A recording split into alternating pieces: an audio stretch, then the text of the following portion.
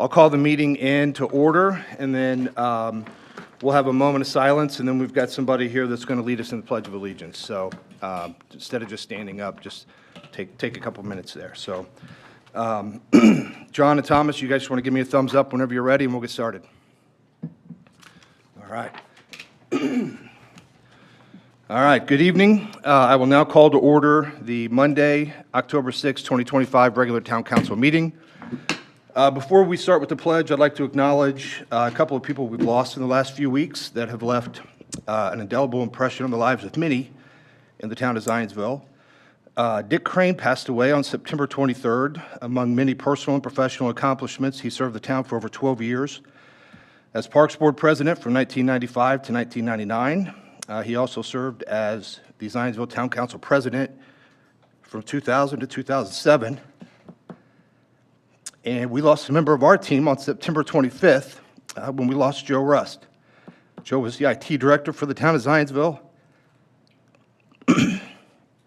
Prior to that, he served as a volunteer firefighter. If you would, please join me in a moment of silence in honor of Dick and Joe.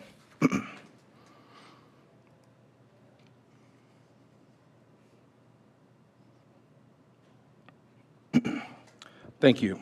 We also have a special guest with us this evening. Michael Kamakliotis is with us tonight. Got a couple things here to say just briefly.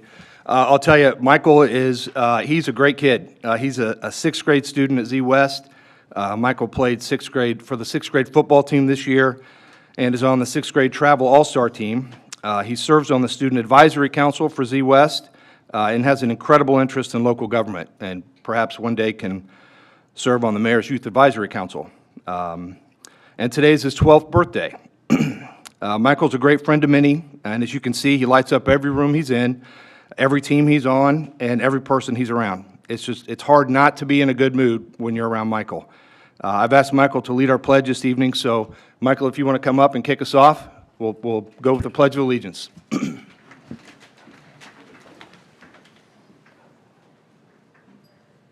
I pledge allegiance to the flag of the United States of America and to the republic for which it stands, one nation, under God, indivisible, with liberty and justice for all. Thank you, Michael. Happy birthday. All right. Up next on the agenda is the approval of the consent agenda. Are there any questions from councilors? Otherwise, I would take a motion. I move to approve the consent. Second. I have a first from Councilor Norris, a second from Councilor Melton. All those in favor signify by saying aye. Aye. Those opposed, same sign. Motion passes 7 in favor, 0 opposed. Up next is a request to speak on agenda items. Amy, are there any requests to speak? No, there are not. Okay, so we will move on to the first item of old business. This is a consideration of the 2026 budget. This is the second reading and final reading. This is ordinance 2025-20. We have Mayor Stair here and Tim Berry from Crow to speak with any questions. Good evening, councilors. Good evening.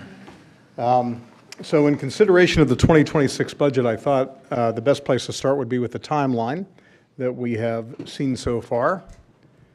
And my computer is stuck. Hold on a second. Here we go. There's the timeline. The 2026 budget was posted on Gateway and available to the public on September 12th. It was presented to the council in an open meeting, and a public hearing was held on September 22nd. And then this is the second publication, or the second presentation tonight of the budget, and we are offering it for adoption tonight.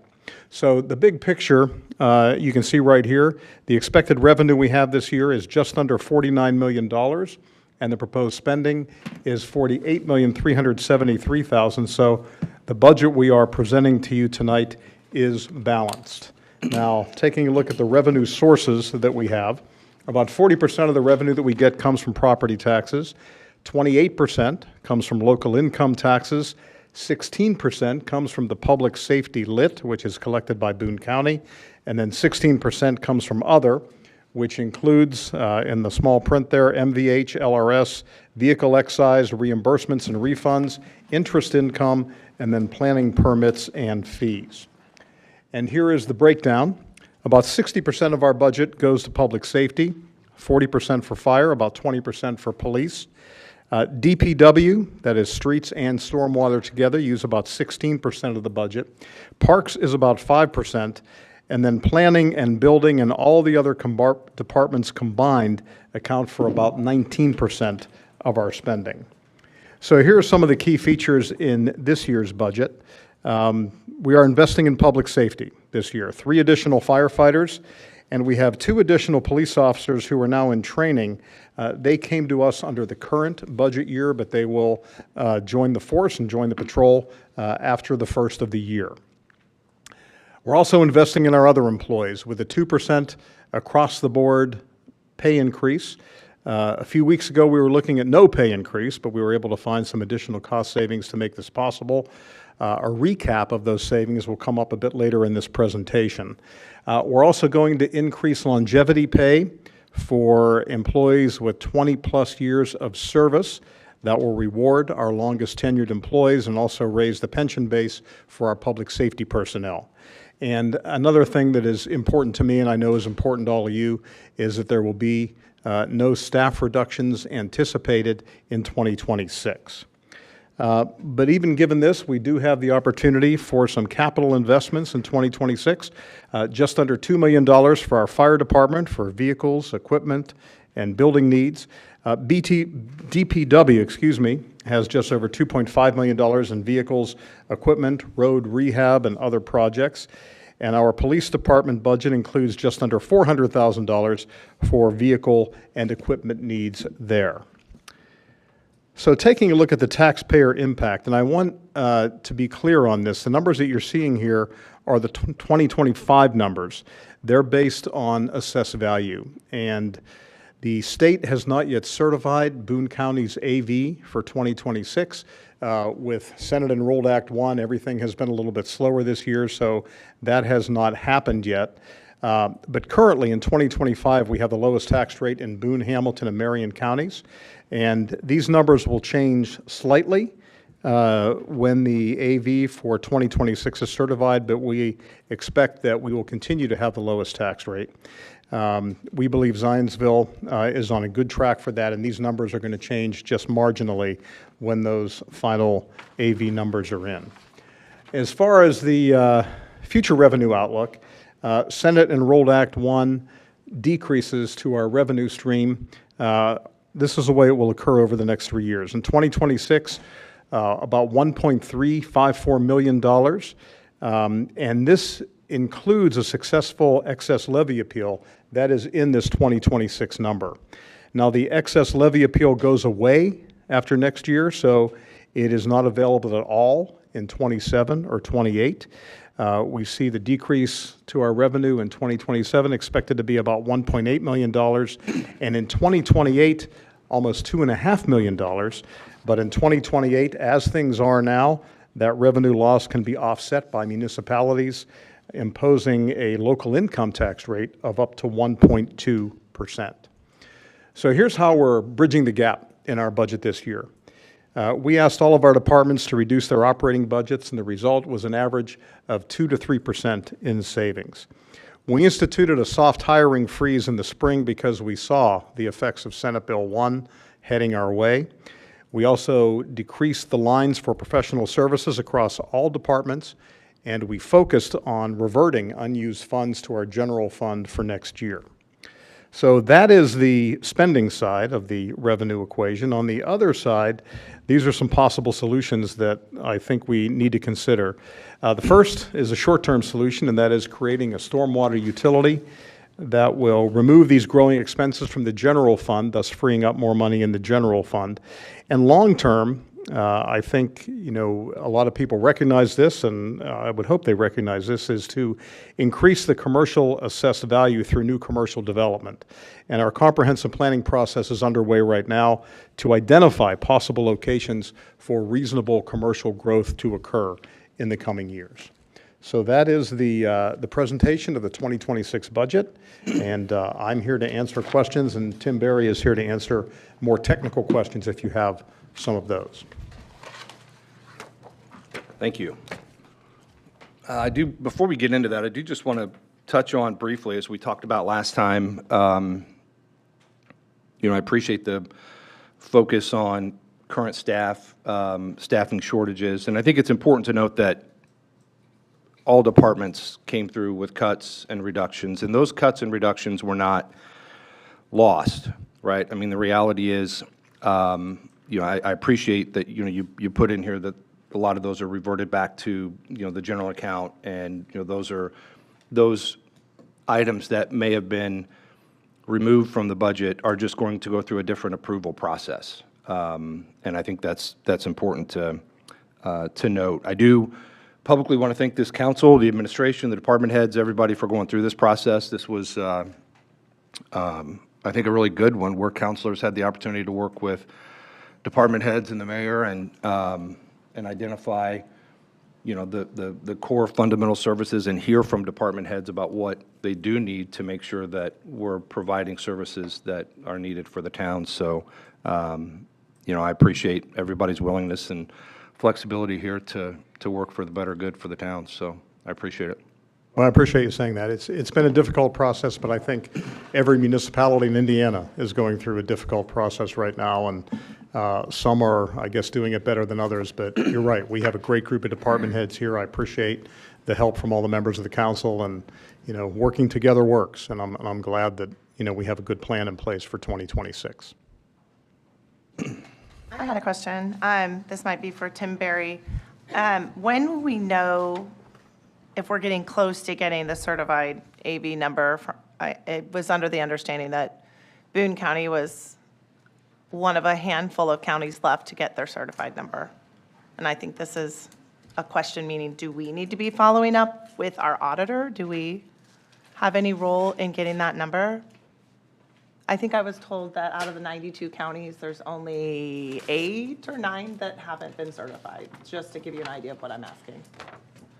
I was going to pull it up real quick to see if there have been any other changes. The State Department of Local Government Finance updates their budget certification status map on a weekly basis. And I see it has not updated since 9/30 last week. There were 7 counties left to submit their net assessed values, and Boone is one of those 7. Out of 92. Correct. And is there anything we need to do as a council to follow up with our auditor for the county? No, it has limited impact as it relates to the budget in the fact that your budget is based upon levy, which is based upon dollars that you can collect. The only fund that is impacted by the amount of certified net AV are, your 2 capital funds. And those are somewhat impacted based upon what that net AV will come back as. But we have adjusted for that to allow for each of those capital funds, CUME Cap Development and your CUME Fire funds, to maximize as much revenue as possible once the certified net assessed value is determined by the state. So those numbers were advertised appropriately high enough to allow for that. Okay. Thank you. And then What communities are seeing is, because of the additional exemptions in homestead credits and to the 2% classification, which is on rentals and farmland, that net assessed values, certified net assessed values, are not growing. Gross assessed values are growing, but the CNAV, the certified net assessed value on which your property taxes are calculated, are not growing as fast as they were because exemptions are filling in that gap. And that will continue over the next 6 years. So would that affect our distribution from the county percentage-wise? No. Okay. You will still collect based upon the tax rate. That is, it will determine and impact the certified net tax rate that is set by the Department of Local Government Finance, Okay. which could potentially impact the circuit breaker losses. But we anticipate increased circuit breaker losses within the budget.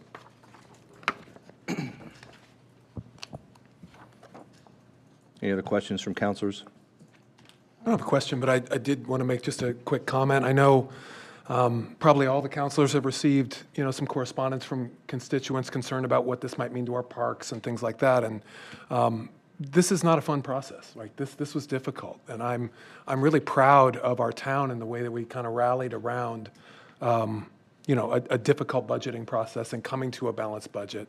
But I think anyone in our seats could probably agree that when you have to prioritize where money is spent in our town, safety of our residents and the working wages of our town employees are important.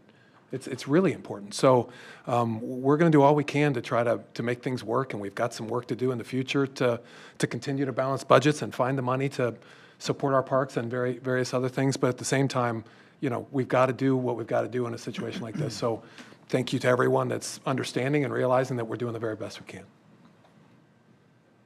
If I can, I'll just piggyback and echo those comments real quick. I was able to meet with fire and police during this whole process. I just want to take a couple seconds just to, first I want to thank Chief Spears, Captain Klykin, and Captain Samuelson for their preparedness and their willingness to come to the table and make some big decisions. It sounds like they're on track to make sure that we focus on retention and keeping these good souls that we have on our force right now, as well as adding 2 for the years to come with 2 new police officers in the hopper and more to come. And so I'm really excited and happy with how that went. I also want to thank, of course, Chief Van Gorder, Deputy Chief Potts, and Deputy Chief Gibbons, as well as Battalion Chief Steve Hayes and Lieutenant Walter Leverage for all their help and support in getting us. If anyone's watched our safety board meetings, they will know that we talk about staffing at every single safety board meeting. Staffing is huge. Staffing goes to the needs and wants of this department. I am so glad that the mayor and the fire department and all the department heads really came together so that we can add and bring those staffing levels up to where we need them to be. So again, I just want to point out police and fire, they did an incredible job of presenting this budget and working through these problems with us. And so thank you to both of those groups, and thank you to everyone else too, as well, sitting in the back there. So. I guess I'll jump in as well. I especially want to thank the town staff, department heads. I want to thank the mayor. I want to thank President Plunkett, who really helped lead our concerns and thoughts and opinions in working with the mayor.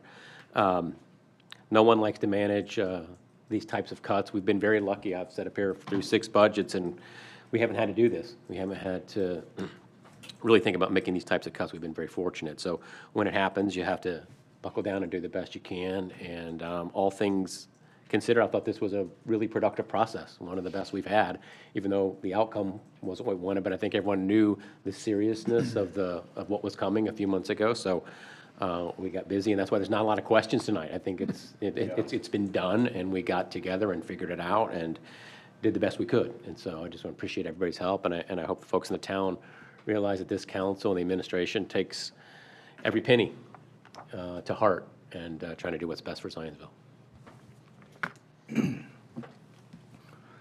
Any other questions or comments from counselors? I do have just something to kind of keep on the radar, Mayor Stair, as we go through with the potential expansion of our court. Judge Spencer has researched along with the state Supreme Court, the need for potentially a court-certified interpreter. Her estimate's somewhere between $1,300 and $3,900 for the year. So I just want to make sure that we're aware of that as that process goes on, in case that's something that we end up having to circle back to. So. Yeah, I'm mindful of that, and also, we're still in the process of taking over Whitestown's town court and bringing that in here, but what has been important to me from the beginning, and what I've said from the beginning, is this has to be cost neutral for us to do this. And within that, there may be an opportunity to pay for that interpreter. There are AI-based things and internet-based things, but those are not legal yet. You need to have an individual doing that, and we understand that. And we will keep that in mind as we look to assimilate Whitestown's town court in with ours. That'd be great. Thank you. Yep. Anything else for the mayor or for Tim? Special thanks to Cindy, too. I know I was on a number of calls with Cindy where she was moving commas and decimals a lot, and I really appreciate her efforts, too. So, Thank you, Cindy. because this budget does include the excess levy appeal for growth, it does require a little bit of a different motion. So if there's no questions from councilors, I'll go ahead and make a motion. At this point, I would make a motion to approve ordinance 2025-20, the 2026 budget with the excess levy appeal for 3-year growth. Second. I have a second from Vice President Burke. All those in favor signify by saying aye. Aye. Those opposed, same sign. Motion passes 7 in favor, 0 opposed. Up next is the consideration of an ordinance amending the Town of Zionsville zoning ordinance. Correction, this was an item on the agenda. This item has actually, this is petition 2025-21, the Courtyards of Heritage Square PUD. This has been continued to the November 3rd, 2025 council meeting at the request of the petitioner. So we will move on to the first item of new business, which is a consideration of the appointment of Kent Perkins to the Zionsville Parks Board. I will pull this up briefly. As many are aware, we have a vacancy on the Parks Board. And Kent has been engaged with members of the Parks Board, and the Parks requested to be on the Parks Board. He's lived in Zionsville, moved from West Carmel to make Zionsville his longtime home. It mentions using the parks as frequently, including Mulberry Park, the rail trail, Zionsville Golf Course, invested here in the town. He is personally or professionally a corporate attorney with extensive experience in governance, risk management, and regulatory compliance. As we continue to look for people to fill these roles, I think it's important, as we've talked about a number of times, folks who can oversee governance frameworks, support strategic initiatives, advise on policy developments, those types of things, especially for Parks Board, tends to be pretty significant. So Kent comes highly recommended from some of our Parks Board members, and that was part of the reason why he's on here. He would be voted in to finish and complete the current vacant term. So, questions from councilors?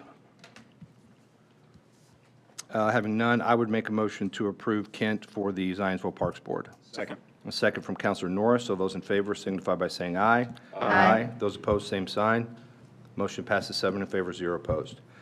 Up next is a consideration of an ordinance to expand the Dora District. This is the designated outdoor refreshment area district. This is a first reading, ordinance 2025-23, and we have Deputy Mayor Justin Hage with us this evening.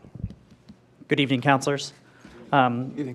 As mentioned, glad to bring an ordinance to increase the geographic boundaries of the downtown designated outdoor refreshment area. This is an idea that was brought to us by Erica Carpenter, the owner of 530 Home, also helps lead Main Street Zionsville. Also want to recognize Angie McCloskey from Zionsville Olive Oil, who also is leading Main Street Zionsville. This is to increase the boundaries within the village. We did this earlier this year for Ray Hall, Lanigan, Ledburn Racing.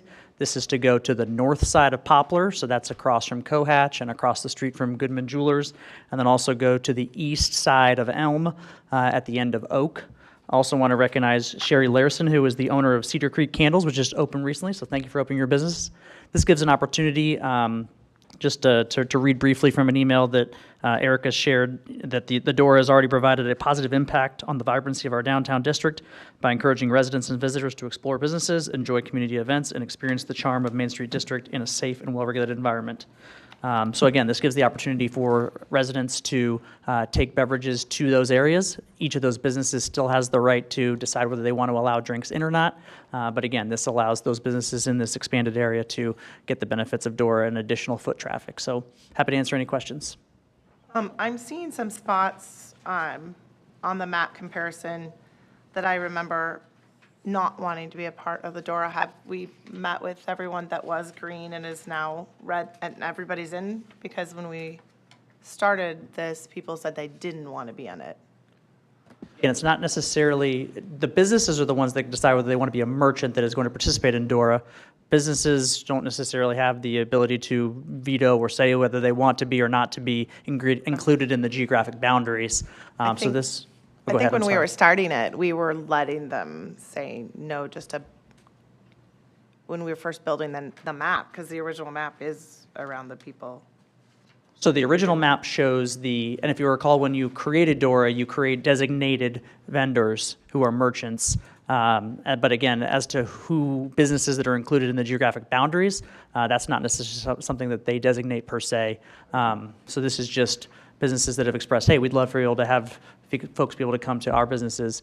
And the other thing I would note too, and then again, I thank Erica for pointing this out, as when we discussed this, when we first created it, Councilor Stein made the great point that let's think about this holistically and into the future as to what businesses may be there in the future. For example, Councilor Norris is in a building that has a hair salon and a law firm and some others, but what if in the future that becomes something that wants to be DORA friendly? So go ahead and grab that section as well, that building as well. Did you say the owner of Cedar Creek? Yes, she is here, Sherry Larson, yes. Hi, Sherry. Welcome to Zionsville. I'm so excited to have you here, and thank you for being here tonight. So that's awesome. I had an opportunity to stop by her store last week, and it's awesome, and glad that she wants to be part of this vibrant community and part of this DORA district. So, Justin, I know it's been a while since we put this in place, and I know it seems to be very successful. Yes. If I'm remembering correctly, there's a certain number of DORA districts you can have, but we can modify this one anytime, as many times as we want, correct? Correct, as long as you're making a contiguous increase in the geographic boundaries. If you have something that's completely separate, then you would create a separate district. Yeah, okay. And to your point, I think it is going very well, and I think that's something we're going to be working with Main Street Zionsville as well as kind of a report after, because we just started in April, maybe come back to you at some point and report back on, we tried to work with vendors to say, can we try to know if there's additional sales as a result of DORA, and we can report back on that once we've had maybe a year of data to look at. Thank you. Have we had any additional requests to participate outside of the initial group? In terms of merchants? Yeah. I think the only thing I can think of, there was a couple of merchants that wanted to participate for special events specifically, but not necessarily to become full-time designated sellers. One comment with regards to this, and thank you for clarifying that, President Plunkett, about the additional DORA options in the future. Just being on the Boone County Solid Waste Management District, I kind of, the goal of that organization is kind of fill gaps in, but when we see things like the DORA, Designated Outdoor Refreshment Area, we just want to encourage the town as we move forward to potentially utilize recyclable cups or some other version of a cup that's not straight to the landfill as we move into the future. And I think Jared Logsdon has had some conversations, and we're kind of looking into that. So I think that's a great way to go. I think aluminum is an option because that is a recyclable material that as soon as it hits the recycling container that I believe the Boone County Solid Waste Management District actually has helped donate to the DORA as well. It just turns that a little bit quicker instead of going to the landfill with all the plastic cups. So I look forward to, hopefully in the future, we pivot. I know we have some stuff to get through as of now, but in the future, hopefully we can look at other options for something that's recyclable.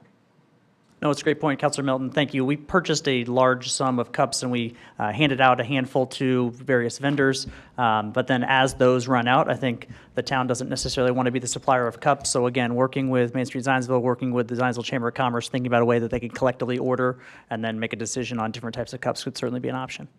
There's a grant opportunity every year with that organization as well that can fund cups, if you'd like, as well, if that's what you guys choose to use them. Recyclable cups? Whatever cups you decide to buy, but obviously we want them to be recyclable, yes. Thanks, Councilor Melton. Anything else from councilors? Otherwise, I would entertain, this is a first reading, and I would entertain a motion. Make a motion to approve ordinance 2025-23. Introduce, I'm sorry. I have a motion to introduce from Counselor Melton. Second. A second from Counselor Sampson. All those in favor signify by saying aye. Aye. Those opposed, same sign. Motion passes 7 in favor, 0 opposed. Is there any particular reason you would need or want this passed now, or you good to wait till November, or do you want it now?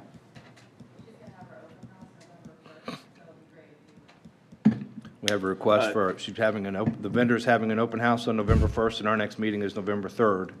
President So- Plunkett, if the council would like, I would ask that we, suspend the rules and pass this tonight. We're all I'd like here? to make a motion. I will go ahead and make a motion. Second. So there's a motion to suspend the rules from Counselor Norris. There's a second from Vice President Burke. All those in favor signify by saying aye. Aye. Those opposed, same sign. Motion passes 7 in favor, 0 opposed. I'd like to make the motion to Approve. approve, I don't know the number. Make the motion to approve ordinance 2025-23. I have a first from Counselor Sampson. Second. Second from, who was that? Tim. Counselor McElderry. All those in favor signify by saying aye. Aye. Those opposed, same sign. Motion passes 7 in favor, 0 opposed. All right. Up next on the agenda are other matters. I know there's a few folks that have something to go through here, so I will open up to other matters.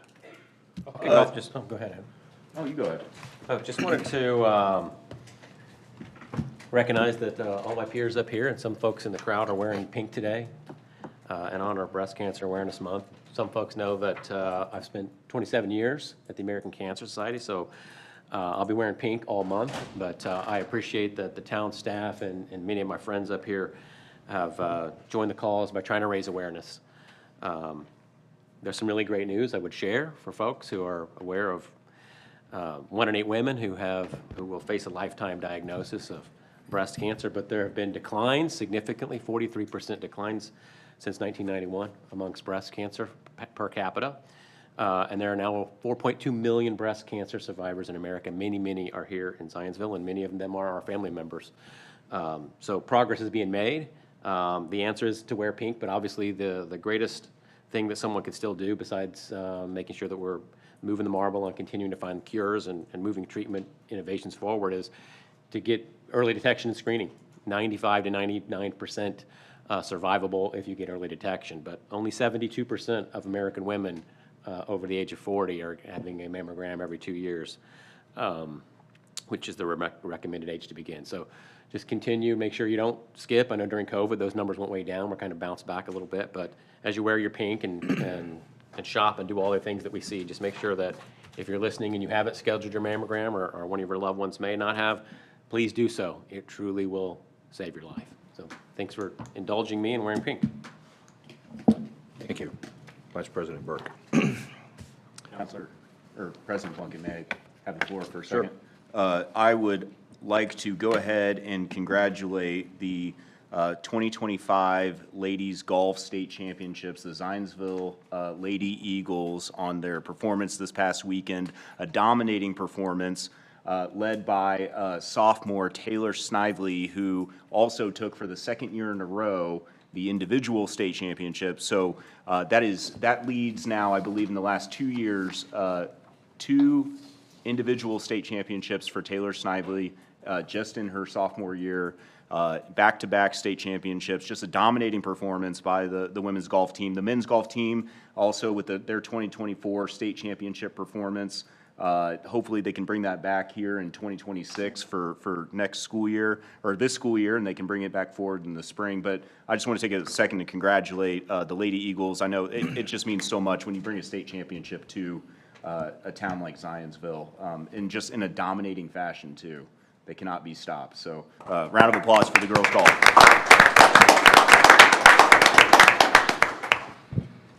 Anything else from counselors?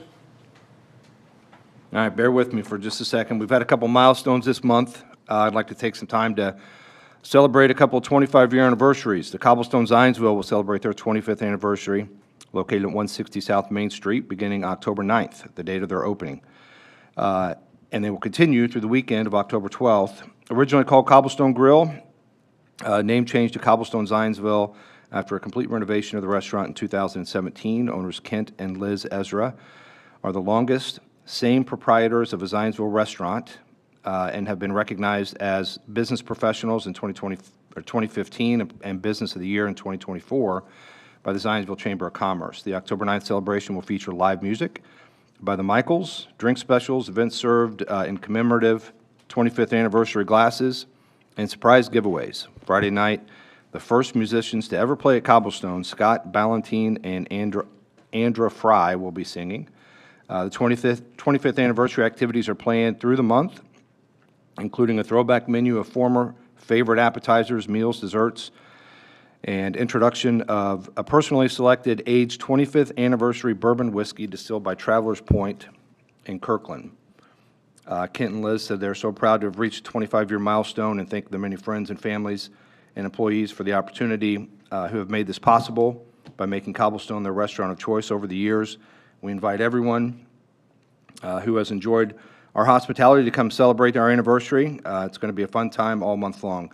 Liz and Kent are also active in the town. Liz is active with service with the Chamber of Commerce, and Kent currently serves on the RDC for us. So congratulations to them and everyone at Cobblestone for their 25 years. We also had another 25th anniversary celebration, DK Pierce, celebrating their 25th anniversary this month. Denise has served the town in a number of different capacities on boards and commissions over the years, deeply involved with the Chamber. She was also the first corporation to buy into the vision of Creekside Corporate Park. I would argue that without that buy-in, there's no doubt Creekside would not be what it is today. A couple things about DK Pierce. With the history of working in the market access trenches for over 25 years, DK Pierce provides strategic and tactical services across the entire life cycle of drug or therapy. From concept to patient access, they're with you every step of the way as a go-to counseling organization for market access and rare disease oncology and gene and cell therapy. They're known for providing innovative solutions, being responsive and nimble, establishing meaningful long-term relationships with clients whose values align with theirs, and giving back to the community. From food pantries to humane societies, equine therapy, and cancer support centers, they share the love for giving back to the community with everyone they can. Some of their partners over the years include the Indiana Canine Assistance Network, Humane Society for Boone County, Morning Dove Therapeutic Riding, Boys and Girls Club of Boone County, and the Cabin Counseling and Resource Center. Again, congratulations to Denise and her team at DK Pierce for 25 years. It's certainly quite an accomplishment. So thank you for bearing with me there. Anything else from councilors? Otherwise, I would entertain a motion to adjourn. So moved. From Vice President Burke, second Second. by Councilor Sampson. All those in favor signify by saying aye. Aye. Those opposed, same sign. Motion passes 7 in favor, 0 opposed. The next regular Town Council meeting is scheduled for Monday, November 3rd, 2025 at 7 p.m. in the Zionsville Town Hall Council Chambers. Final notice will be posted in compliance with the Indiana Open Door Law. Thank you.